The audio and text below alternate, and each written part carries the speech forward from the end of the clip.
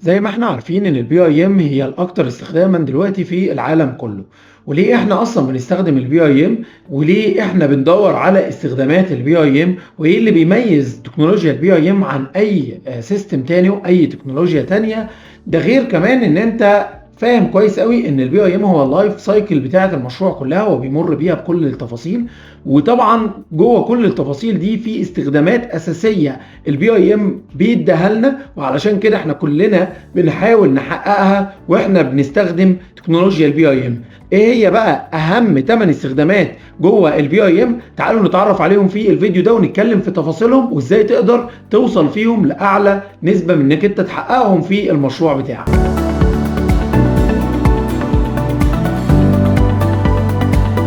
علشان تفهم اللايف سايكل بتاعه المشروع وتفهم قد ايه البي اي ام حط لك كل التفاصيل بتاعه اللايف سايكل بتاعه المشروع وكل الاستخدامات وكل التفاصيل بتاعتك، تعالوا نتكلم على اهم حاجه في بدايه اي مشروع، وهي الديزاين. الديزاين من اقوى الحاجات وافضل الحاجات اللي شفناها جوه البي اي ام، لان بمجرد ما انت بترسم 2 دي هو بيديك ال 3 دي، وبيفرق جدا جدا جدا معاك ان انت بتقدر تاخد قرارات تصميميه حكيمه جدا. ودوت كان بيتعكس معانا لما احنا كنا بننزل ننفذ اي حاجه في الموقع. بعد تنفيذها في الموقع وبعد ما بنشوفها 3 دي بتلاقي ان قرار الديزاين او الديزاينر نفسه اللي عامل التصميم بيبدا يقول لك لا انا كنت شايف ان هي تطلع كده، او انا كنت متخيل ان هي تطلع كده. حاليا دلوقتي البي اي ام بتديك دوت بكل التفاصيل. ده غير طبعا ان انت لما دايما شايف الحاجه في ال 3 دي مع الاقسام الثانيه بتقدر تاخد قرارات تصميميه مظبوطه. تاني كمان استخدام مهم جدا ان انت بتقدر تعمل فيجواليزيشن قوي جدا للعميل، وانك انت تقول له ان اللي قدامك ده هو ارض الواقع، يعني مش راسم بسكيل ولا راسم بتفاصيل تانية مختلفة، لا هو ده بالظبط اللي هتشوفه في ارض الواقع. فبالتالي من اقوى مميزات استخدامك للبي اي ام ومن اكتر الحاجات اللي بتطلب ان احنا نعمل ديزاين اند فيجواليزيشن ببرامج البي اي ام او بسيستم البي اي ام. زي ما احنا مكملين في اللايف سايكل بتاعه المشروع، بعد ما هتخلص الديزاين وكل الاقسام بتاعتك هتخلص الديزاين، ايه الغرض الاساسي والمهم جدا واللي كان عامل طفره كبيره جدا لكل المهندسين؟ التعاون او الكاليبريشن اند كوردينيشن ما بين الاقسام. فعليا الموضوع دوت فارق جدا جدا مع كل المهندسين وفارق جدا مع كل مستخدمين البي اي ام، ان هم قادرين يتعاونوا على مشروع او على موديل ديجيتال ونموذج شايفين فيه كل التفاصيل، بيحطوا كل التريدز بتاعتهم وبيقدروا ياخدوا قرارات تصميميه وقرارات في كل تفاصيل حياه المشروع من مرحله الكاليبريشن اند كوردينيشن. انك انت كمان بتاكد على ده كاونر او كاستشاري ان انت محتاج تعمل للديزاين بتاعك كوردينيشن كامل، ومحتاج تعمل تعاون كامل ما بين كل الاقسام على بلاتفورم مثلا من برامج البي اي ام كبلاتفورم واحده، علشان تقدر تاخد قرارات تصميميه مظبوطه. لان كل ما بنشتغل في مكان واحد كل ما كان الشغل بيطلع جودته اعلى وافضل. ده غير كمان ان احنا بنبقى شايفين كل حاجه از 3 دي زي ما اتكلمنا فيها في النقطه الاولى.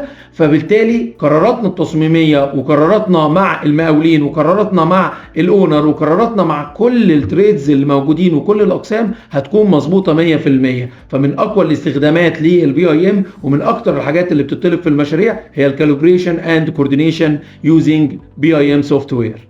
ثالث نقطة واللي كانت بتتم زمان بصعوبة جدا وبتخلينا نحط كمية لوح فوق بعض وبنبقى دايما شايفين خطوط فوق بعض لدرجة ان احنا كانت يعني تلاقي معظم المهندسين زمان طبعا بنظارات، لان طبعا كان الموضوع مرهق جدا جدا جدا. ودوت خلانا نروح لنقطة قوية جدا وهي الكلاش ديتكشن، ان السوفت وير نفسه ان هو اللي يقول لك اصلا ان في تعارض هنا. دي كانت من اكبر واقوى ميزة شفناها في البي اي ام، واكتر حاجة من الحاجات اللي بتطلب بعد عملية ان احنا نعمل تعاون ما بين الاقسام. هنخش المرحلة اللي بعديها اكتشاف المشاكل اللي ما بين الاقسام واكتشاف التعارضات اللي ما بين الاقسام. ودي طبعا كانت بتتم زمان مانيوال، وكانت بتتم ان احنا نحط مجموعة لوحات فوق بعض ونطبع على شفافات ونشوف التفاصيل بتاعتنا، وكان الموضوع يمكن مرهق جدا. ان البرامج هي اللي تكون بتكتشف ده فدي طفرة كبيرة جدا، ودي اكتر حاجة بنطلبها في التفاصيل بتاعتنا وفي العقود بتاعتنا، وليها طبعا تفاصيل كتير كنا اتكلمنا فيها على الشانل دي. فما تنسوش تعملوا سبسكرايب وتفعلوا الجرس بحيث ان انتوا يوصلكم كل التفاصيل بتاعتنا. وكمان ما تنسوش تكتبوا كومنتات، هتبقى الموضوع فارق جدا معاكم. فتقدروا ترجعوا تبصوا على الكلاش ديتكشن والفكره بتاعت الكلاش ماتريكس اللي بتفرق جدا لو انت بتنفذها في المشروع بتاعك. نروح للمرحله الرابعه في الاستخدامات بتاعت البي اي ام، واللي بعد طبعا ما اكتشاف التعرضات واكتشاف المشاكل هتلاقي الكلام اللي انا بقوله ده انا بمر جوه لايف سايكل المشروع. يعني بعد ما اكتشفت التعرضات واكتشفت التفاصيل وحليت كل الكلام ده كله، هتبدا تفكر في المرحله الاهم، وهي احصر لي بقى كل التريدز او احصر لي كل الاقسام وطلع لي كل التفاصيل بتاعتي كحصر الكميات مظبوط 100% بعد ما حلينا كل التعرضات دي، لان دي هتوفر عندي كوست بشكل كبير جدا، وهي هتفرق جدا مع الاونر وهتفرق جدا مع الاستشاري وهتفرق جدا مع المقاول كحسابات، وهيبقى قادر يشوف كل الحاجات وكل التفاصيل بتاعته وكل الماديات بتاعته وياخد قرارات قبل لما ينفذ بشهور. وده بينعكس بشكل كبير جدا على الجزء المالي جوه الشركات. فبالتالي من اقوى النقط اللي هتكون فارقه جدا، واللي برضو الاونر والاستشاريين بيركزوا عليها، ان هو عايز حصر كميات مبدئي وحصر كميات بعد تعارضات او بعد اكتشاف المشاكل وبعد حل المشاكل. الاستخدام الخامس والنقطة الخامسة اللي كتير جدا بنروح لها وتخصص كامل في جزء الكونستراكشن هو الكونستراكشن بلاننج اند سيكونس. من النقط اللي طبعا كل مهندسين البلاننج فرقت جدا معاهم لما بدأ يشوف انه يربط الجداول الزمنية بتاعته ويربط الكوست بتاعته على موديل 3D ويقدر يوري ده للاونر. ادى امباكت كبير جدا لتفاصيل كتير جدا واكتشافات اخطاء كتير جدا في عمليه البلاننج اللي كانت دايما بتتم على الورق او بتتم على برنامج البريمافيرا. حاليا دلوقتي بقى في ربط كامل ما بين البريمافيرا وما بين البرامج بتاعه البي اي ام، وقدرنا نعمل سيميوليشن كامل بكل التكاليف وكل التفاصيل، وقدرنا نبقى شايفين مراحل المشروع ماشيه ازاي، وازاي هيكون في تعارضات بتحصل في البلاننج نفسه ونقدر نحلها، لان احنا شايفين كل حاجه از 3 دي. زي ما تقول كده ممكن تكون انت بتبني في المبنى بتاعك بشكل معين وبتطلع التكاليف بتاعته، وتلاقي في اجزاء من مبنى تاني المفروض دوت هيتم بعد سنه داخله معاك في التكاليف وداخله معاك في الحسابات وداخله معاك في البلاننج بشكل او باخر عن طريق الخطا في طريقه رسم الموديل. وبالتالي الكلام دوت بيفرق جدا جدا جدا مع المهندسين ومع المالك ومع الاونر ومع الاستشاري ومع المقاول بشكل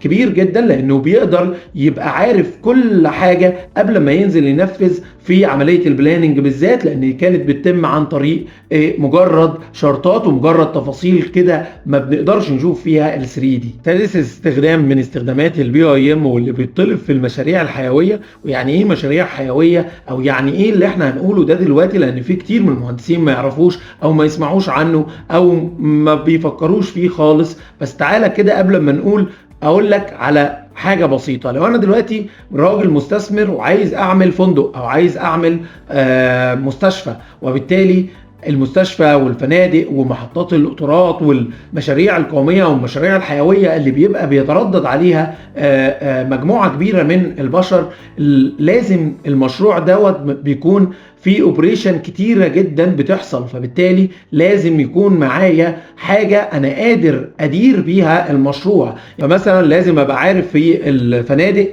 لو دور كامل التكييفات عطلت فيه، لازم ابقى عارف كويس قوي الشركة اللي نفذت الدور دوت فين، ولازم ابقى عارف المصادر بتاعت كل الدور جاية منين علشان اقدر اخد القرار في اسرع وقت ممكن واقدر احل المشكلة. لان كل دقيقة التأخير بتكلف الاونر مبالغ ضخمة جدا، وبالتالي ده بيعود على الكواليتي بتاعة الشغل بتاعة الشركات. فالفاسيلتي اند اوبريشن في المشاريع الحيوية يكاد يكون كل المشاريع الحيوية بيطلب فيها لو المشروع هيستخدم بي اي ام، ويكاد يكون ان انت بتوصل لمرحلة قوية جدا في النقطة دي وفي المشاريع العملاقة. وبالتالي نقطة مهمة جدا ومجال مفتوح لكل المهندسين ان هي تقدر تعمل سيرش فيه وتقدر تتميز فيه، لان مجال الفاسيلتي مانجمنت من اقوى المجالات اللي موجوده دلوقتي، وان الدول دلوقتي بتحاول تعمل المدينه كلها مدينه رقميه وديجيتال، تقدر تدير كل المدينه عن طريق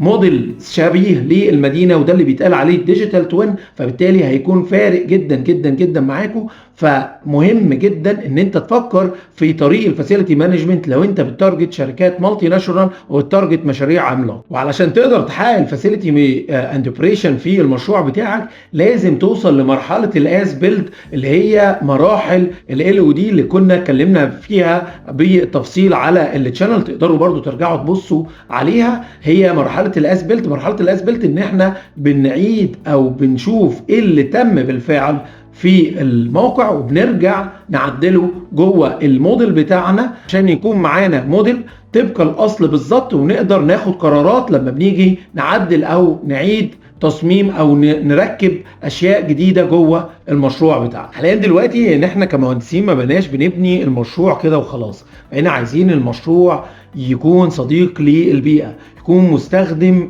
حاجات توفر فيه الطاقه.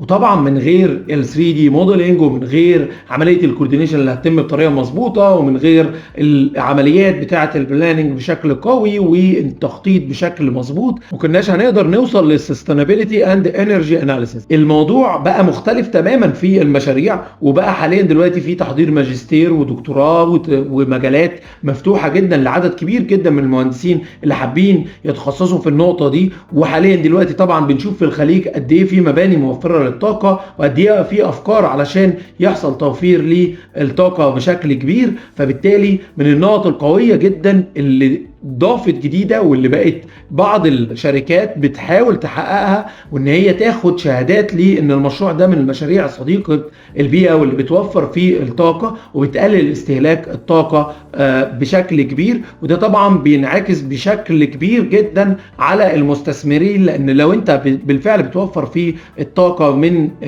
استخدام المبنى دوت، هينعكس بشكل مبسط جدا في الماديات مع الاونر او صاحب المشروع او مجموعه المستثمرين. وبالتالي دي نقطه برضو مهمه قوي، لازم لو انت حابب تتخصص فيها تبدا تدور وتعمل سيرش بشكل موسع جدا، وبالتالي هيكون فرق جدا معاك في حياتك المهنيه. اخر استخدام، وبحب اقول ان ده الاستخدام اللي احنا بنقول عليه بالراجع، يعني بيبقى عندنا مبنى كامل وعايزين المبنى دوت نبتدي نعمل له اعادة تأهيل، او نبتدي نعمل له رينوفيشن، او نبتدي نعمل فيه الريترو فيتنج. وده يمكن من 70% من المشاريع اللي بتتم ان احنا بنروح نعمل اعادة تأهيل للمباني. وهنا بيجي دور الليزر سكاننج، وبيجي دور الدرونز، وبيجي دور معدات قوية جدا، وبيجي دور البلاتفورم اللي احنا هنقدر نعمل ليزر سكاننج للمشروع. طبعا كان زمان بيتم ان احنا بننزل نرفع المشروع بمانيوال ويدويا ونرسم المشروع بالكامل، ولكن حاليا دلوقتي برامج البي اي ام هي اللي بقت قادرة تتعامل مع الماشين اللي هي الليزر سكاننج، او التكنولوجيا اللي هتقدر تنقل لنا الموقع اللي موجود في الواقع على البرامج بتاعتنا، علشان نقدر نعيد تأهيلها ونقدر نعيد تصميمها. وده هيوفر علينا وقت كبير جدا جدا جدا كنا ممكن ناخده في ان احنا ننزل نرفع المقاسات، ومش هتكون دقيقة وهتسبب لنا مشاكل كتير. وحاليا دلوقتي يمكن في مشروع في مصر، وهو مجمع التحرير، بيتم فيه استخدام الخاصيات دي، وبيتم فيه استخدام ان احنا نحاول بقدر الامكان ان احنا ننقل المشروع بالكامل جوه البي اي ام سوفت وير، ونبدا نعمل له اعاده تاهيل بالكامل. وده طبعا هيوفر وقت ومجهود وفلوس، وفي الاخر هيطلع كواليتي قوية جدا، وبالتالي مجال مفتوح جدا وفي معدات كتيرة جدا ومطلوب بالكامل. تقدروا برضو تعملوا سيرش عنه وتفهموا التفاصيل بتاعته. ودي طبعا اهم المميزات اللي موجودة في مجال البي اي ام، وطبعا في مميزات تانية كتير، ولكن دول يمكن اهمهم. لو انت عندك اي اسئلة وحابب تضيف كومنت بحيث ان احنا نعمل فيديو عن نقطة معينة اتعرضت لها في الشركة، او اتعرضت لها في مسمى، او اتعرضت لها في اي تفاصيل عايز تفهمها اكتر، سيب لنا في الكومنتات. بالتوفيق ليكم واشوفكم على خير.